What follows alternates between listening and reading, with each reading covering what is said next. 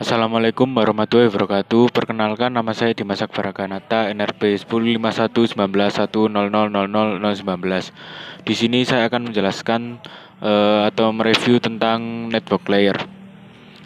Dari network layer itu terdiri dari beberapa bagian. Yang pertama ada OSI layer. OSI layer itu merupakan singkatan dari Open System Interconnection atau sebuah model susunan atau kerangka jaringan yang digunakan untuk memudahkan atau mengimplementasikan dalam membuat suatu arsitektur desain jaringan melalui protokol jaringan dalam 7 lapisan yang berbeda agar lebih fleksibel atau efektif.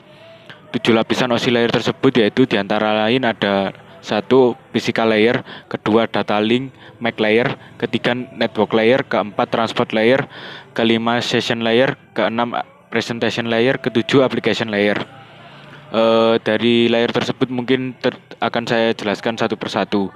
Pada layer ketujuh yaitu application layer, merupakan layer di mana terjadi interaksi antar muka end user dengan aplikasi yang bekerja menggunakan fungsionalitas jaringan, melakukan pengaturan, dan bagaimana aplikasi bekerja menggunakan resource jaringan untuk kemudian memberikan pesan ketika terjadi kesalahan. Beberapa service dan protokol yang berada di layer ini misalnya yaitu HTTP, FTP, SMTP, dan lain-lain. Kemudian layer keenam yaitu presentation layer.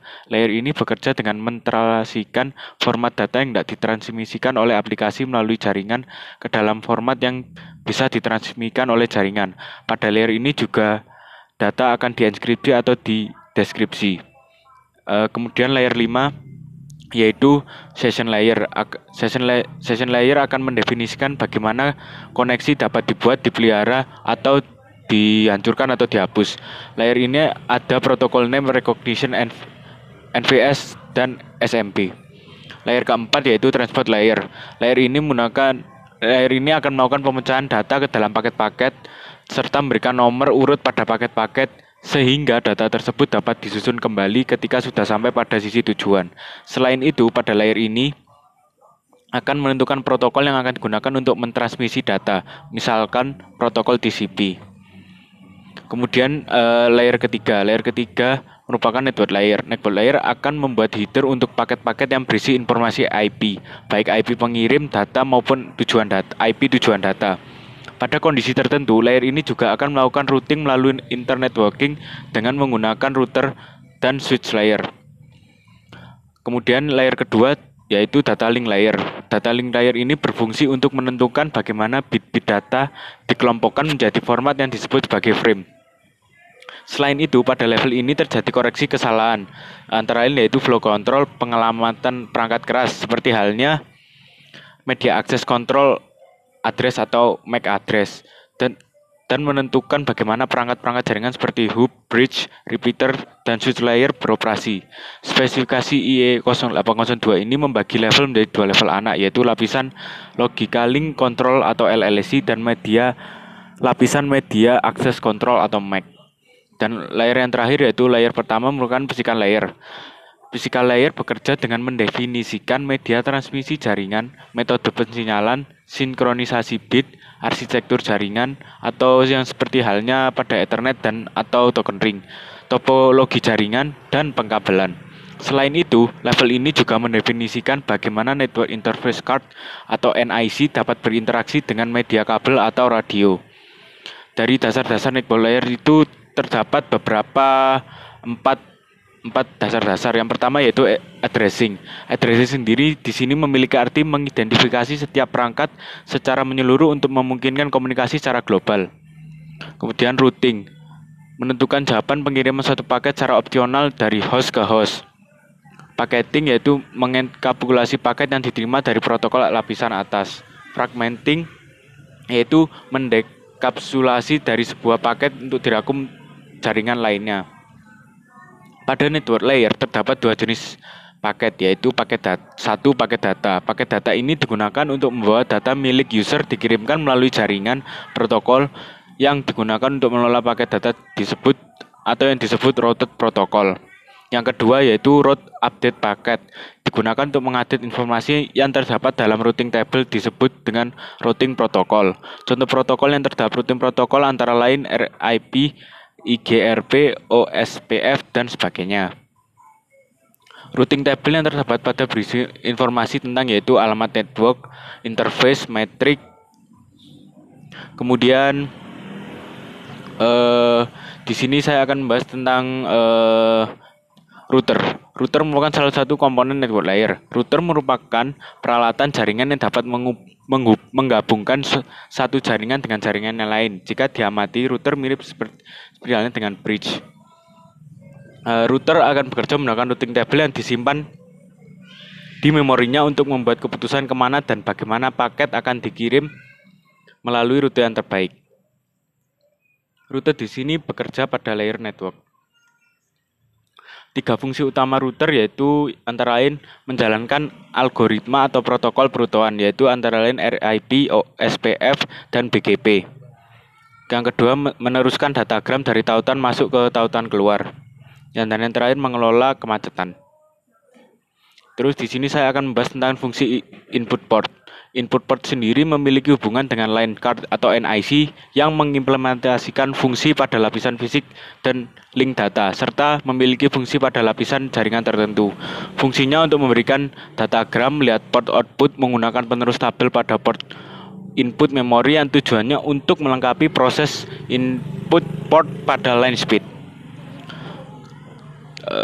Kemudian selanjutnya di sini saya akan membahas tentang 3 tipe switching fabric. Untuk fungsi dari switching fabric sendiri yaitu untuk mentransfer kartu jalur antara input dan output. Dari 3 tipe tersebut, tipe yang pertama yaitu switching via memory. Switching via memory ini merupakan router generasi yang pertama, di mana komputer tradisional dengan switching ini dibawa kendali langsung oleh CPU. Kemudian paket yang terdapat di sini disalin ke memori sistem. Kemudian kecepatan dibatasi oleh bandwidth memori.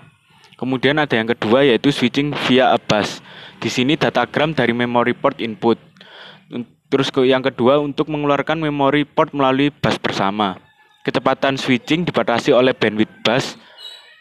Dan ini tidak diskalakan dengan baik karena paket ini dikirim secara serial sehingga kecepatan bus harus bernilai N atau kecepatan jalur input itu sendiri. Kemudian yang ketiga ada switching via an interconnection network atau crossbar. Jaringan interkoneksi terdiri dari bus 2N yang menghubungkan input N dan output N. Paket berjalan sepanjang bus horizontal hingga berpotongan dengan bus vertikal menuju ke port output yang diinginkan. Di sini juga dapat mengatasi keterbatasan bandwidth bus dibandingkan dari 2 switching yang awal tadi. Kemudian selanjutnya di sini saya akan menjelaskan tentang fungsi output port. Pada fungsi output port ini juga termasuk dari outputan dari network layer, di mana yang pertama itu ada buffering.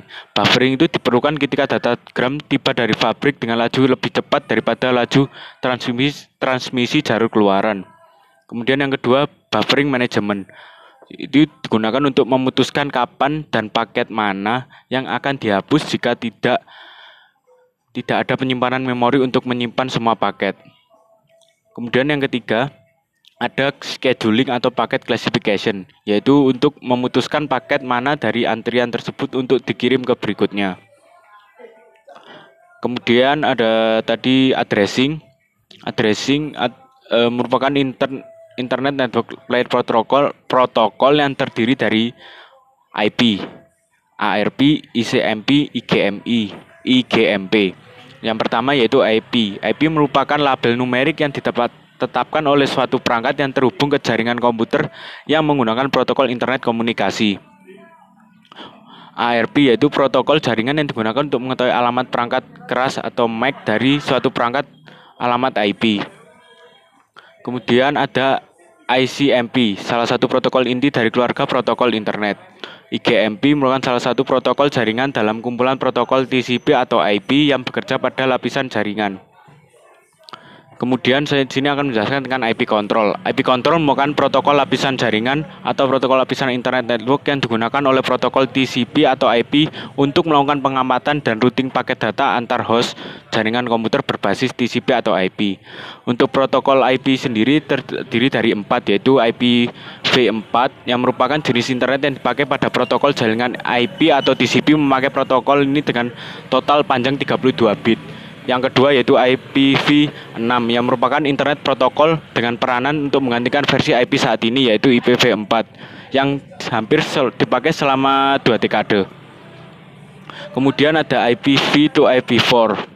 Dan yang terakhir yaitu Mobile IP. Mobile IP sendiri merupakan protokol komunikasi standar terbuka yang didefinisikan oleh Internet Engineering Task Force atau IETF yang memungkinkan pengguna perangkat mobil untuk menjaga IP yang sama. Mungkin sekian dari saya. Apabila ada salah kata mohon maaf. Wassalamualaikum warahmatullahi wabarakatuh.